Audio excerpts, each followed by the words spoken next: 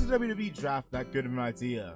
It is your wrestling VTuber World Champion Dojan Vaughn, and quite frankly, there's been a lot of discussion about the 2024 draft, and I myself mentioned in a few videos when I covered SmackDown, or at least went over it a bit, I couldn't be bothered to really talk about the draft picks. And while Raw was a little bit better, there still is a very valid question as to whether or not it was really worth it. On one side, it does mean we're going to have the likes of Ilya Dragunov and some other faces from NXT popping up onto the main roster, and also the likes of LW and Legado del Fantasma getting split, so we don't have to deal with those two feuding anymore, as well as Giovanni Vinci being moved separate from Imperium, and not to forget Damage Control going over to Raw. But overall, it felt a little questionable. Now, Raw was better when it came to the draft. SmackDown, not so much. But even then, I was watching this video from Shizzle Adonis, shoutouts to Shizzle by the way, which pointed out that the majority of superstars couldn't be bothered about their placement in the draft, or if they even get drafted on TV. Some of them, if you saw yesterday's video, got drafted after the show ended on SmackDown and again on Raw. And quite frankly, the only one that seemed bothered by their placement in the draft was Drew McIntyre, which does make sense. But here's the thing, it should make sense for everybody down there to point out some sort of issue with their placement in this doggone draft. You could use it to motivate some characters to be more noble faces, more bold heels, create storylines, do something with it. Make this feel more worth it, more notable.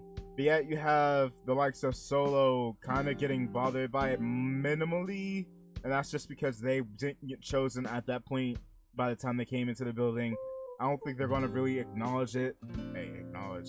Past that point, and it does feel like the only one that will be really mentioning anything about this whole draft is just going to be Drew McIntyre.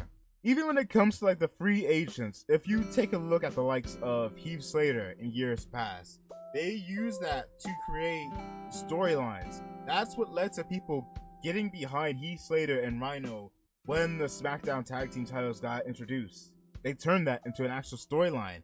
And the fact that he was not drafted, he was a free agent. And you know what? There is another point I heard as well that is really excellent of an idea. For those that are free agents, you can go ahead and pretend like they're quote-unquote released. Have them go on and appear on independent shows that you could go ahead, have WWE cooperate with, work with, have them show up in the TNA, have them show up in Evolve, in some places. Oh, maybe even try and work something out where they can go to Noah or to doggone New Japan. And then when they pop back up at WWE, they have a lot more fanfare, a lot more people with eyes on them.